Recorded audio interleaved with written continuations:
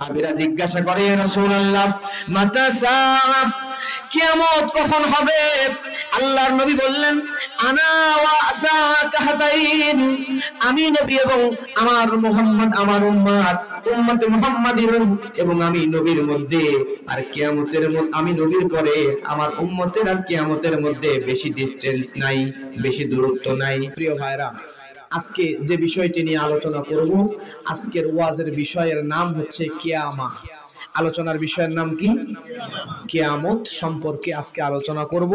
আজকের আলোচনা যদি আপনি মনোযোগ দিয়ে শুনতে পারেন, তাহলে বিশ্বাস করুন, আমি আশা করছি কিয়ামত সম্পর্কিত আর কোনো বিষয় নিয়ে আপনার অজানা থাকবে না ইনশাআল্লাহ।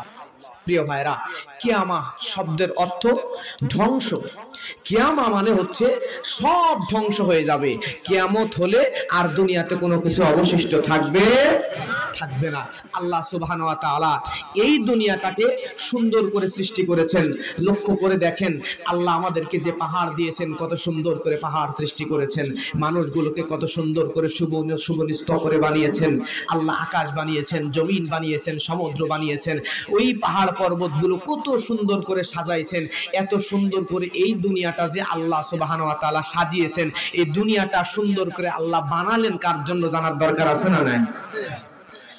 আল্লাহ রাব্বুল আলামিন কোরআন মাজিদের মধ্যে বলেন, ওয়াল্লাযী খালাকা লাকুম মা ফিল আরদি জামিআন সুম্মা ইসতাওয়া ইলাস সামাই ফাসাওয়াহুন্না সাবআ সামাওয়াতিন ওয়া হুয়া বিকুল্লি শাইইন আলীম। আল্লাহু আকবার। আল্লাহ রাব্বুল আলামিন জানাচ্ছেন, তিনি সেই সত্তা, মানে হলো আল্লাহ রাব্বুল আলামিন। তিনি সৃষ্টি করেছেন তোমাদের জন্য, অর্থাৎ আমরা মানুষদের জন্য আল্লাহ সৃষ্টি করেছেন। আসমান এবং জমিনের মধ্যে যা কিছু আছে, এই সমস্ত কিছু আল্লাহ এই মানুষদের জন্য, মুমিন বান্দার জন্য সৃষ্টি করেছেন। সুবহানাল্লাহ। তাহলে দুনিয়াতে যা আছে, এই সুন্দর সৃষ্টি সবকিছু আল্লাহ বানাইছেন কার জন্য? আমরা মানুষদের জন্য, মুমিন বান্দাদের জন্য। এখন প্রশ্ন হচ্ছে, দুনিয়া বানালেন আল্লাহ মানুষদের জন্য, আর মানুষদেরকে বানালেন কার জন্য জানার দরকার আছে না? আল্লাহ রাব্বুল আলামিন সূরা যারিয়াতের মধ্যে বলেন, ওয়া মা খালাকাতুল জিন্না ওয়াল ইনসা ইল্লা লিয়াবুদুন, আমি আল্লাহ মানব জাতি এবং জিন জাতিকে সৃষ্টি করেছি আমি আল্লাহ রাব্বুল আলামিনের ইবাদত করার জন্য। সুবহানাল্লাহ। দুনিয়াটা বানালেন আল্লাহ, আমরা মানুষদের জন্য, মুমিন বান্দার জন্য, আর মানুষদেরকে বানালেন আল্লাহর ইবাদতের জন্য। জোরে বলেন না সুবহানাল্লাহ। এবার আপনারা জ্ঞানী, বিচক্ষণ, স্মার্ট মানুষ, বগুড়ার মানুষ, আমি জানি আপনারা পারবেন। বলেন তো, এই দুনিয়াটা আল্লাহ বানিয়েছেন, দুনিয়াটা সৃষ্টি করতে আল্লাহর সময় লাগছে কয়দিন? আলহামদুলিল্লাহ, এই তো অনেকেই জানেন 6 দিন। জোরে বলেন কয়দিন? আচ্ছা, অনেকে কনফিউশনে আছে, সরাসরি কোরআন থেকে বলি।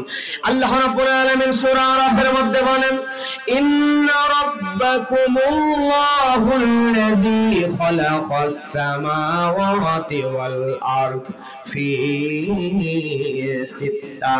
আল্লাহ রাব্বুল আলামিন বলেন, আমি আল্লাহ রাব্বুল আলামিন এই আসমান জমিনটাকে সৃষ্টি করলাম 6 দিনে। কয় দিনে? 6 দিনে। আমার ভাইয়েরা, এখন প্রশ্ন হলো, আল্লাহ রাব্বুল আলামিন একবার যদি জবান দিয়ে বলতেন কুন ফায়াকুন হয়ে যা, সঙ্গে সঙ্গে দুনিয়া সৃষ্টি হয়ে যেত, আসমান সৃষ্টি হয়ে যেত, সব সৃষ্টি হয়ে যেত। তারপরে আল্লাহ কুন ফায়াকুন বললে সব সৃষ্টি হয়ে যেত। তারপরে আল্লাহ কুন ফায়াকুন না বলে 6 দিন সময় নিয়ে দুনিয়াটা কেন সৃষ্টি করলেন? প্রশ্ন আছে না নাই? আল্লাহ রাব্বুল আলামিন এই দুনিয়াটা শুধুমাত্র দুনিয়ার সব মানুষদের জন্য বানান নাই। এই দুনিয়াটা আল্লাহ রাব্বুল আলামিন শুধু তার মুমিন মহব্বতের বান্দাদের জন্য 6 দিন সময় নিয়ে সুন্দর করে বানাইছেন। সুবহানাল্লাহ। প্রশ্ন আসতে পারে, হুজুর, যদি মুমিনদের জন্য আল্লাহ দুনিয়া বানায়, দুনিয়াতে ইহুদি আছে, খ্রিস্টান আছে, নাসারা আছে, বৌদ্ধ আছে, হিন্দু আছে, বহু মানুষ দুনিয়াতে আছে, আল্লাহর নাফরমান বান্দাও তো দুনিয়াতে আছে, যারা এক ওয়াক্ত নামাজ পড়ে না, আল্লাহর বিরুদ্ধে রাসূলের বিরুদ্ধে যারা সংগ্রাম করে, এমন মানুষও তো দুনিয়াতে আছে। তাহলে তারা কেমনে এই দুনিয়াতে বাস করে?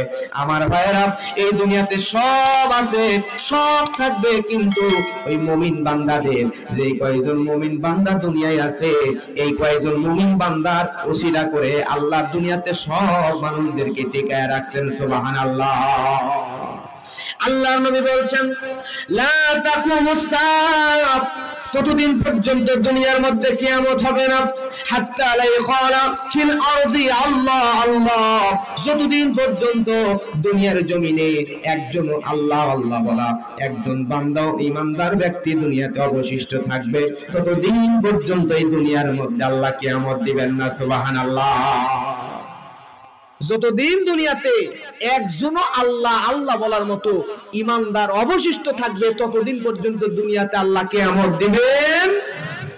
প্রিয় ভাইরা, আপনারা বলবেন, আজ থেকে 50 বছর আগে যখন দেশ স্বাধীন হয়েছে, তখন জনসংখ্যা ছিল কত? ধরে নেন 7.5 কোটি। এখন আছে কত? 18 কোটি। এখন 7 কোটি থেকে হয়ে গেছে 18, 20, 21 কোটি প্রায়। তাহলে মুসলিম, হিন্দু, খ্রিস্টান, বৌদ্ধ সব ধরেন 50 লাখ বাদ, শুধু 7 কোটি ছিল। এখনো 2 কোটি বাদ, এখনো ধরেন 20 কোটির মধ্যে 18 কোটি মুসলমান ছিল। 7 কোটি 50 বছর পর হয়েছে 18 কোটি। তাহলে মুসলমানের সংখ্যা আগে যা ছিল তার চাইতে কমছে নাকি বাড়ছে? বাড়ছে। তাহলে মুসলমানের সংখ্যা বাড়ছে, ইমানদারের সংখ্যা বাড়ছে, তাহলে কিয়ামত তো পিছায়া যাচ্ছে, তাই না? তাই যদি হয় আজকে বাড়ি যাবেন, এক একজন 8টা 10টা করে বাচ্চা নেবেন, যত বাচ্চা তত দূরে কিয়ামত। হ্যাঁ, আমার ভাইয়েরা লক্ষ্য করেন, আমরা ইমানদার দাবি করছি, আমরা মুসলমান দাবি করছি, কিন্তু আল্লাহর নবী কি বলছেন? দুনিয়াতে মুসলিম বাড়তেছে, ইমানদার বাড়তেছে না। কারণ আল্লাহর নবী বলেন, ইয়াতি আলান নাসি জামান ইয়াসতামিউনা ফিল মাসাজিদি লাইসা ফীহিম মুমিন। নবী বলছেন, অচিরে এমন একটা জামানা আসবে, যেই জামানায় মসজিদ ভর্তি মুসল্লি থাকবে, কিন্তু একজন ইমানদার খুঁজে পাওয়া যাবে না। আল্লাহর নবী এখানে বলছে যে মসজিদের সভাপতি আর ইমাম সাহেব শুধু ইমানদার, আর বাকি কেউ ইমানদার নয়, এই কথা বলছে। আল্লাহ নবী বলেন মসজিদ ভর্তি মুসল্লি থাকবে, কিন্তু ইমাম, মুয়াজ্জিন, সভাপতি একজন মুসল্লি ইমানদার থাকবে না। কে বলছেন? আল্লাহর নবী বলছেন। কথাটা বর্তমানে মোটামুটি বাস্তবায়ন হয়েছে কি হয় নাই? কাছাকাছি। আমার ভাইয়া, তার কারণ হলো আমরা এই মাহফিলে যারা বসে আছি সবাই কিন্তু আমরা মুসলমান, মুমিন, ইমানদার দাবি করতেছি, কিন্তু আমরা মুসলমান ঠিকই। আমরা যেমন বাপ দাদার সম্পত্তি ওয়ারিশ সূত্রে পাই, মুসলমানিত্বটাও বাপ দাদার ওয়ারিশ সম্পত্তি হিসাবে পেয়ে গেছি, কিন্তু ব্যক্তিগতভাবে ইসলাম হয়ে ঈমান আনয়ন করে আমরা পরিপূর্ণ ইমানদার হই নাই। কথা বলেন ঠিক কিনা? আমাদের পাসপোর্টের মধ্যে আপনার নামের সঙ্গে লেখা আছে আপনি হলেন আপনার মুসলিম, আপনার ধর্ম হলো ইসলাম। আপনার এনআইডি কার্ডের মধ্যে লেখা আছে আপনি মুসলমান, আপনার ভোটার আইডি কার্ডের মধ্যে লেখা আছে আপনি মুসলমান। ঠিক আমরা মুসলমান, কিন্তু আমার ভাইয়েরা, এই যে দেখেন কাগজ, এই কাগজের মধ্যে যদি আমি কলম দিয়ে লিখে দিই আগুন, তাহলে কাগজ তো পুড়ে যাবে, পুড়বে না? আমি যদি কলম দিয়ে কাগজের মধ্যে পানি লিখে দিই তাহলে তো ভিজে যাবে, তাও ভিজবে না। আমার ভাইয়েরা, এই কাগজের মধ্যে কলম দিয়ে আগুন লিখে দিলে যেমন কাগজ পুড়ে যায় না, পানি লিখে দিলে যেমন কাগজটা ভিজে যায় না, ঠিক তেমন করে আমরা কাগজে কলম মুসলমান, প্রকৃত পক্ষে আমরা ইমানদার মুসলমান হতে পারি নাই। কথা বলেন ঠিক কিনা? আমার ভাইয়েরা, এই দুনিয়ার মধ্যে আমার নবীজি আগমনের পর থেকে নামে মুসলমান বাড়তেছে, কিন্তু আসলে প্রকৃত পক্ষে ইমানদার মুসলমান আমরা হতে পারি নাই। সাহাবীদের সামনে আল্লাহ নবী এমন করে ওয়াজ করে, সাহাবীরা জিজ্ঞাসা করে, ইয়া রাসূলুল্লাহ মাতা সাআ, কিয়ামত কখন হবে? আল্লাহর নবী বললেন, আনা ওয়া আসাকা হাতাইন, আমি নবী এবং আমার মুহাম্মদ আমার উম্মত মুহাম্মাদির এবং আমি নবীর মধ্যে আর কিয়ামতের মধ্যে, আমি নবীর পরে আমার উম্মতের আর কিয়ামতের মধ্যে বেশি ডিসটেন্স নাই, বেশি দূরত্ব নাই। তার মানে আল্লাহর নবী চলে গিয়েছেন, নবীর উম্মত আমরা, আমাদের পরে কিয়ামতের আর বেশি দেরি নাই। কথা বলেন ঠিক কিনা? নবীজির পরে আমরা উম্মত, কিয়ামতের আগে আর বেশি সময় পাবো না। আমার ভাইয়েরা, দুনিয়াতে ইমানদার কমতে থাকবে। তাম দুনিয়ার মধ্যে, ভারতের মধ্যে ধরে নেন 120 কোটি মানুষ, 120 কোটি মানুষের মধ্যে মুসলমান 20 কোটি থাকলেও ধরে নেন ইমানদার আছে মাত্র 100 জন। বাংলাদেশে ইমানদার আছে মনে করেন 200-500 জন। সৌদি আরব, কুয়েত, কাতার, বাহরাইন, ইন্দোনেশিয়া, ফিলিপাইন, এরকম করে আমেরিকা, ইউরোপ, ওই তাম দুনিয়ার সমস্ত দেশ মিলে মুসলমান 200 কোটি থাকতে পারে, কিন্তু ইমানদার কমতে কমতে, যা ইমানদার আছে তাও কমতে কমতে ধরে নেন হয়ে যাবে মাত্র 5000। কয় হাজার? তাম দুনিয়া ব্যাপী মুসলমান কমতে কমতে আমাদের সংখ্যা যখন মাত্র 5000 হয়ে যাবে, এমন সময় মুসলমান যখন একদম কমে যাবে, আল্লাহ নবী বলেন তখন কি হবে? ইন্নাল্লাহা ইয়াবাতু রিহাম মিনাল ইয়ামান আল-ইয়ানা মিনাল হারির। ইয়ামান নামক দেশ থেকে আল্লাহ নবী বলেন এমন একটা মৃদু হাওয়া, মৃদু বাতাস বয়ে যাবে, তামাম দুনিয়ার মধ্যে ঘুরবে। নবী বলছেন মিন মাশারিকিল আরদি ইলা মাগরিবিহা। আল্লাহ নবী বলছেন ওই বাতাসটা মাশরিক থেকে মাগরিব পর্যন্ত, পূর্ব থেকে পশ্চিম পর্যন্ত তামাম দুনিয়ার মধ্যে একটা চক্কর মারবে। মুসলমান ইমানদার ছিল কয়জন? জোরে বলেন কয়জন? 5000-এর মতো একদম কমে গেছে তামাম দুনিয়া মিলে। এই বাকি যে কয়জন ইমানদার বান্দা অবশিষ্ট আছে, আল্লাহ নবী বলেন ইয়ামান দেশ থেকে যেই হাওয়াটা সারা দুনিয়ার মধ্যে চক্কর মারবে, ওই বাকি 5000 ইমানদারও ওই হাওয়া তার শরীরে লাগার সঙ্গে সঙ্গে আস্তে করে রূহটা বের হয়ে মারা যাবে। জোরে বলেন সুবহানাল্লাহ। আর কয়জন ইমানদার আছে? একটাও নাই। মানুষ কিন্তু আছে, ইহুদি, খ্রিস্টান, বৌদ্ধ আছে, সব আছে, বেঈমানরা আছে, কিন্তু ইমানদার একজনও নাই। আমার ভাইয়ের, এমন একটা দিনে, জুমাবারের দিনে, শুক্রবারের দিনে, দুনিয়ার সব মুমিন বান্দা যখন আমরা মারা যাব, কোন ইমানদার বান্দা থাকবে না। এমন সময়ে এই দুনিয়ার মধ্যে কিয়ামত শুরু হয়ে যাবে। কেমনে কিয়ামত হয়ে যাবে? আল্লাহ রাব্বুল আলামিন একজন ফেরেশতাকে সৃষ্টি করেছেন, যেই ফেরেশতার নাম হলো হযরত ইসরাফিল আলাইহিস সালাম। এই ফেরেশতাকে সৃষ্টি করার পর থেকে কিয়ামত হওয়ার পর পর্যন্ত এই ফেরেশতার কাজ শুধু 3 বার সিংহায় ফুঁক দেওয়া। তাকে যেদিন সৃষ্টি করা হয়েছে সেদিন থেকে সিংহা হাতের মধ্যে মুখ বরাবর তাক করে নিয়ে জায়গায় দাঁড়িয়ে আছে। আল্লাহর অর্ডার যখন হবে তখনই সিংহার মধ্যে ফুঁক দিবে 3টা। কয়টা? কষ্ট হয় আপনাদের? 3টা ফুঁক দেবে আমার ভাইয়েরা। প্রথম নাম্বার ফুঁক দেওয়ার সঙ্গে সঙ্গে কিয়ামত শুরু হয়ে যাবে। দ্বিতীয়বার ফুঁক দিলে দুনিয়ার সব মানুষ মারা যাবে। তৃতীয়বার আবার ফুঁক দিলে পুনরুত্থান হয়ে যাবে, কবর ফেটে ফেটে মানুষ বের হবে। প্রথম নাম্বার ফুঁক দেওয়ার সঙ্গে সঙ্গে আল্লাহ রাব্বুল আলামিন বলেন ফাইদা নুকিরা ফিন্নার ফাযালিকা ইয়াউমাইযিন ইয়াউমুন আসীর। আল্লাহু আকবার। আল্লাহ রাব্বুল আলামিন সূরা মুদ্দাসসিরের মধ্যে বলছেন যেদিন সিংহায় ফুঁক দেওয়া হবে সেদিন হবে কঠিন দিন। কেমন কঠিন? আল্লাহ রাব্বুল আলামিন সূরা জিলজালের মধ্যে বলেন ইযা সুলজিলাতিল আরদু জিলজালাহা ওয়া আখরাজাতিল আরদু আথকালাহা।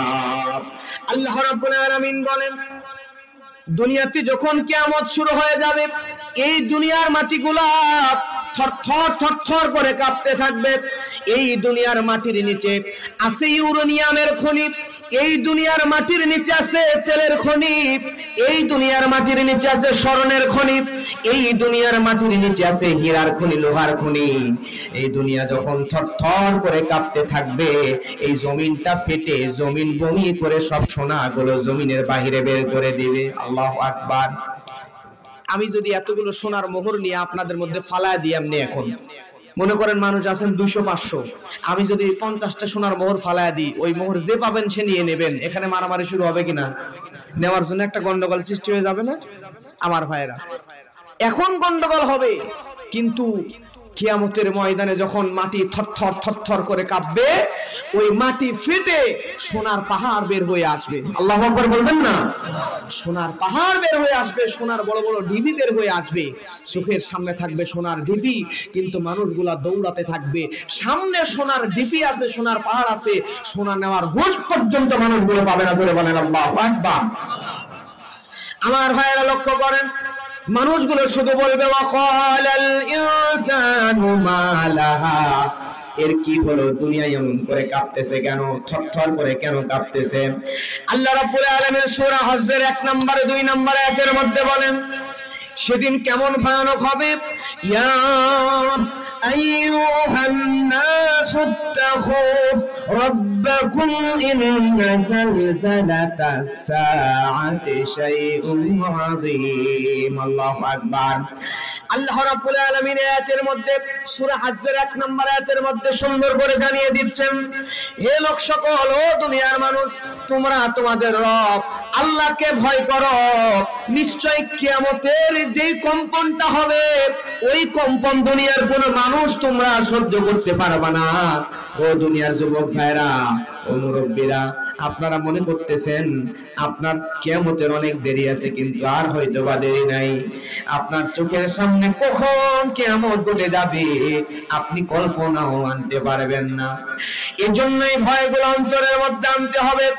কেমন ভয়ানক ব্যাপার! আল্লাহ রাব্বুল আলামিন বলেন, ইয়াউমা তারাউনাহা তাযহালু কুল্লু মুরদিআতিন আম্মা أرضعت وتضع كل ذات حمل حملها وترى الناس سكارى وما هم بسكارى ولكن عذاب الله شديد। الله أكبر। আল্লাহ রাব্বুল আলামিন বলছেন, ওই দিন কেমন ভয়ানক অবস্থা হয়ে যাবে। সেই দিনে কিয়ামতের দুনিয়া যখন কাঁপতে থাকবে, এমন ভয়ানক অবস্থা হবে, দুনিয়ার মায়েরা সন্তানকে ভুলে যাবে। আমার ভাইয়েরা, আপনারা বিচক্ষণ মানুষ, আপনারা জানেন একজন মা তার সন্তানকে কত ভালোবাসে। তার সন্তানকে কোলের মধ্যে করে নিয়া, মা ছোট্ট বাচ্চাকে কোলের মধ্যে করে নিয়ে রান্না বান্না করে। মা তার সন্তানকে কোলের মধ্যে করে নিয়ে এক হাতে কোলে নিয়ে রাখে, আর এক হাত দিয়ে তরকারি নাড়ায়। এরপরে মা যদি বাথরুমে যায়, ছোট্ট বাচ্চাকে বিছানায় রেখে বাথরুম থেকে গোসল করতে করতে বারবার বাথরুমের দরজাটা খুলে খুলে উকি দিয়ে দেখে আমার কলিজার টুকরা সন্তান সে বিছানা থেকে পড়ে গেল কিনা। বারবার উকি দিয়ে দিয়ে দেখে মা দৌড়ে দৌড়ে সন্তানের কাছে বারবার চলে আসে। দুনিয়াতে মা সন্তানকে এত ভালোবাসে, কিন্তু আমার ভাইয়েরা লক্ষ্য করেন, দুনিয়াতে এত বেশি ভালোবাসার পরেও এই মা যখন দুনিয়ার ওই কম্পন শুরু হয়ে যাবে, আল্লাহ বলছেন ওই মা তার নিজের সন্তানকে পর্যন্ত চিনতে পারবেন। আল্লাহু আকবার। শুধু তাই নয়, যে সমস্ত নারীদের পেটের মধ্যে সন্তান, গর্ভবতী নারীদের গর্ভপাত হয়ে যাবে, জমিনের মধ্যে সন্তান প্রসব হয়ে যাবে, মা পেট থেকে সন্তান বের হয়ে যায়, চরম দুঃখিনী মা বুঝতেও পারবে না। আর আমার আপনার মতো সাধারণ মানুষগুলা সেদিন মদ খাবে না, নেশা করবে না, তারপরে দুনিয়া এমন ভাবে থরথর করে কাঁপবে, মানুষগুলো আল্লাহ বলছেন মাতালের মতো হয়ে যাবে, এক জায়গা থেকে আর এক জায়গায় ছুটতে থাকবে।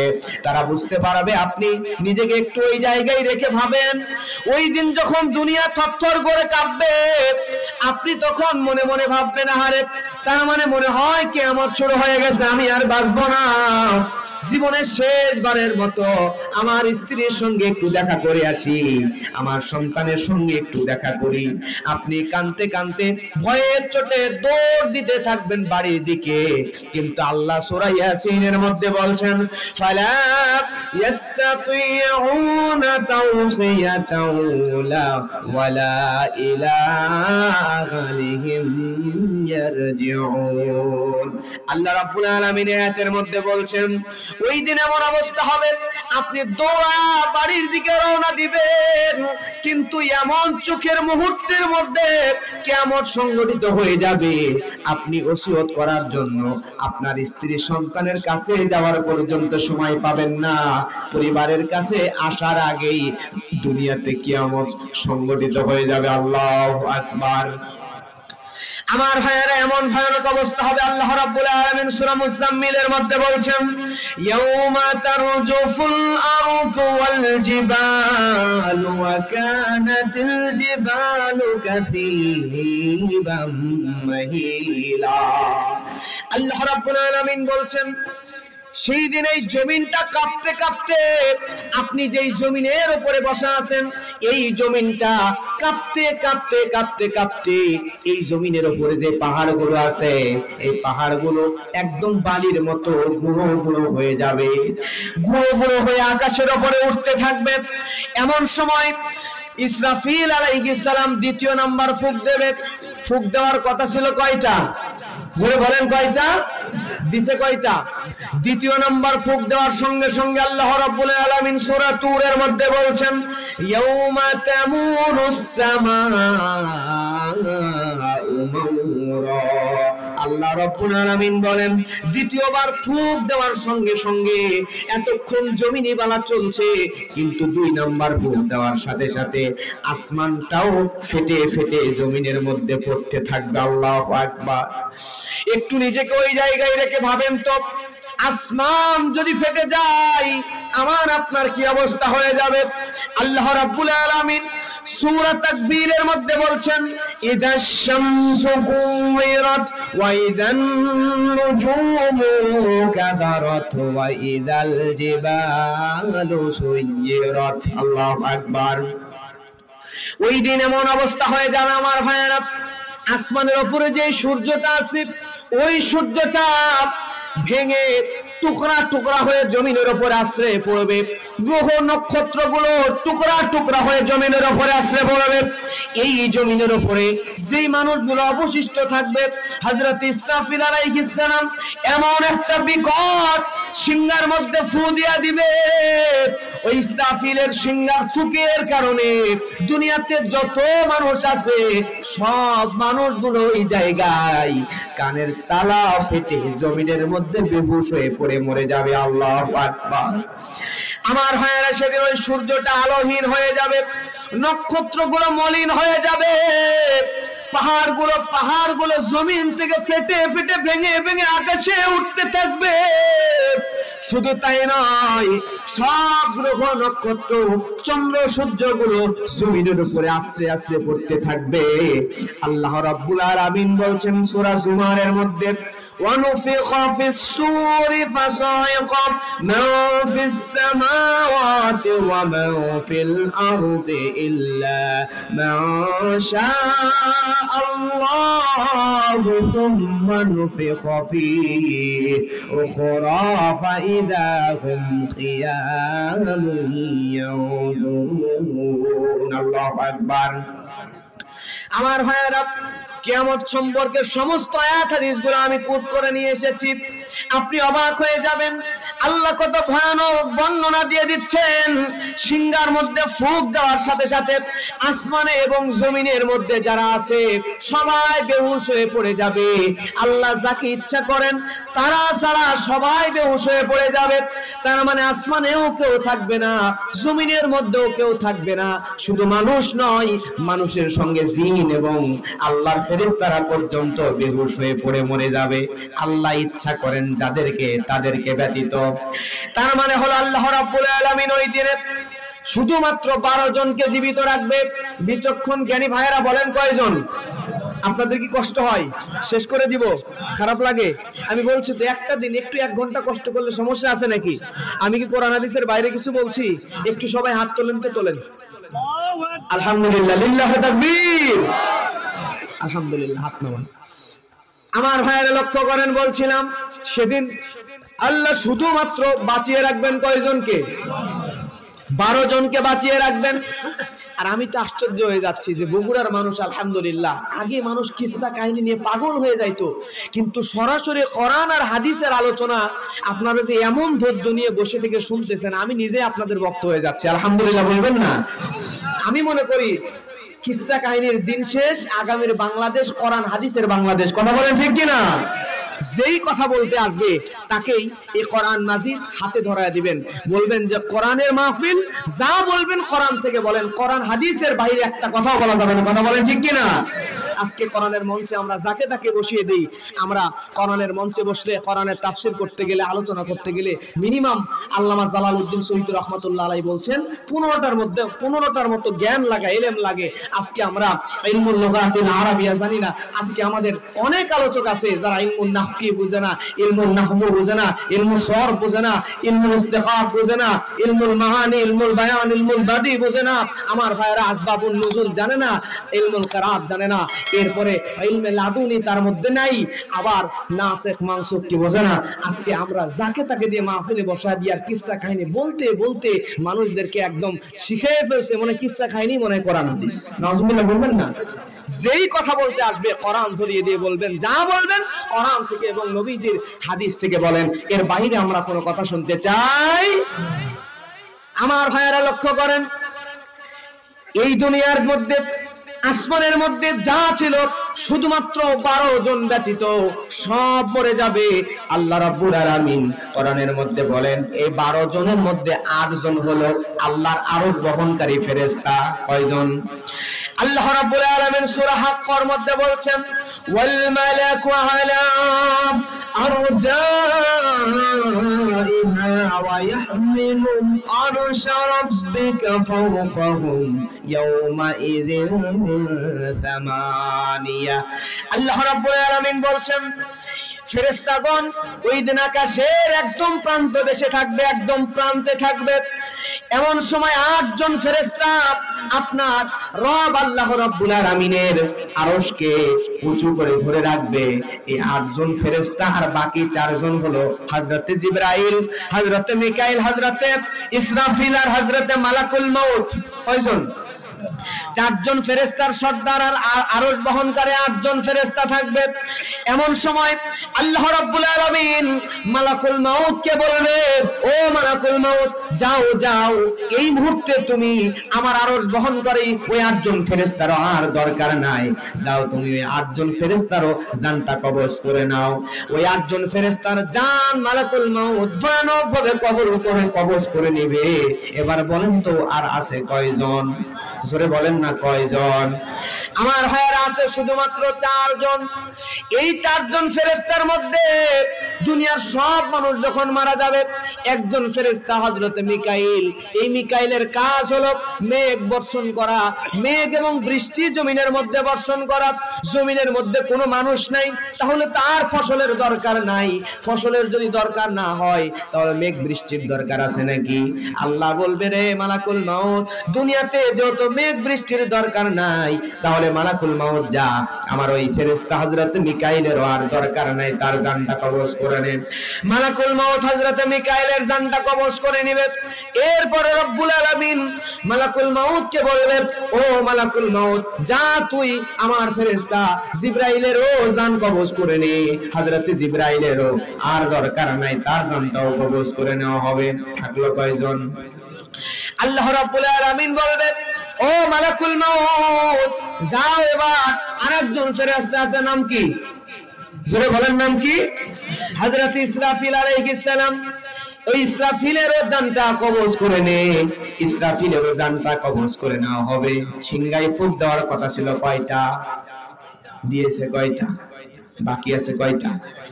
একটা সিংহায় ফুঁক দেওয়া বাকি আছে। এমত অবস্থায় তার জানটাও কবজ করে নেওয়া হবে।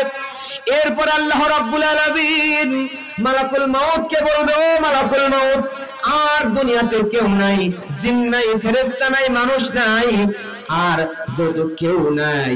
মালাকুল মউত, তোর তো আর দরকার নাই, যা যা তুই এবার তোর নিজের জানটা নিজেই কবজ করে ফেল। জোরে বলেন আল্লাহু আকবার। আমার ভাইয়েরা, বিশ্ব নবী বলেন, হযরতে মালাকুল মউত এবার জান্নাত আর জাহান্নামের মাঝ বরাবর দাঁড়াবে। দাঁড়ানোর পরে নিজের জানটা নিজে কবজ করার জন্য নিজের কলিজা বরাবর বুকের মধ্যে হাত ঢুকায় দেবে, কলিজা টান দিয়ে ছিঁড়ে বের করে ফেলার চেষ্টা করবে। মালাকুল মউতের এমন যন্ত্রণা কষ্ট হবে, তারপরেও তার জানটা কবজ হবে না। জোরে বলেন আল্লাহু আকবার। যন্ত্রণার চোটে চিৎকার দেবে। আল্লাহর নবী বলেন ওই মালাকুল মউত জান্নাত আর জাহান্নামের মাঝখান থেকে তার নিজের জান নিজে কবজ করার জন্য এমন জোরে একটা চিৎকার দিয়ে দিবে। আল্লাহর নবী বলেন ওই চিৎকার যদি আমরা দুনিয়ার মানুষ শুনতে পেতাম তাহলে এক্সট্রা করে কিয়ামতের দরকার হইতো না। ওই আজরাইলের চিৎকারের আওয়াজেই দুনিয়ার সব মানুষ বেহুশ হয়ে জমিনে পড়ে মেরে মারা যেত। জোরে বলেন আল্লাহু আকবার। এমন ভয়ানক আওয়াজ দিবে, কিন্তু কোনো মতেই নিজের জানটা কবজ করতে পারবে না। এমন সময় মালাকুল মউত আল্লাহ রাব্বুল আলামিনের কাছে গিয়ে বলবে, রব্বুল আলামিন জান কবজ করতে যে এত কষ্ট হয়, এই কষ্টের খবর যদি আমি মালাকুল মউত জানতাম তাহলে আমি দুনিয়ার মানুষদের জান কবজের দাওয়াত এই দায়িত্বটা অন্তত আমি মালাকুল মউত নিতাম না। এত যন্ত্রণা, এত কষ্ট, রব্বুল আলামিন কোনো মতেই তো আমার জানটা কবজ করতে পারি না। আল্লাহ রব্বুল আলামিন এবার মালাকুল মউতকে বলবে, মালাকুল মউত তুই এখন মরে যা। আল্লাহ যেই না বলবে মরে যা, সঙ্গে সঙ্গে মালাকুল মউতের জানটা আপনা আপনি কবজ হয়ে যাবে। সুবহানাল্লাহ। এবার আছেন কয়জন? জোরে বলেন কয়জন? শুধুমাত্র আছেন কে? আরো জোরে বলেন আছেন কে? সবাই আরেকবার হাত তোলেন তো, তোলেন। আপনাদের অলসতা যাতে চলে যায়, অল্প সময় একটুখানি সময় দেবেন তো, অল্প সময়, খারাপ লাগে তোলেন, টান টান করে তোলেন। জোরে তাকবীর দেবেন। তাকবীর হবে রব্বাকা ফাকাব্বির, তাকবীর হবে রবের নামে। এখান থেকে তাকবীর দেবেন, আপনার তাকবীরের ধ্বনি যেন আল্লাহর আরশে আজিম পর্যন্ত চলে যায়। লিল্লাহি তাকবীর, নারায়ে তাকবীর। আলহামদুলিল্লাহ। হাত নামান। বলতে পারেন হুজুর আপনি বারবার তাকবীর দেওয়াচ্ছেন কেন? কারণ হচ্ছে আমি বিশ্ববিদ্যালয়ে যখন ক্লাস করতাম, আমাদের প্রফেসররা যখন ক্লাস নিতে আসলে একজন প্রফেসর, একজন টিচার সর্বোচ্চ 45 মিনিট একটা সাবজেক্টের উপরে লেকচার দিতেন, ক্লাস নিতেন, নেওয়ার পরে চলে যাইতেন, আরেকজন আসতো। 45 মিনিট পর পর সাবজেক্ট, বিষয় চেঞ্জ, টিচার চেঞ্জ।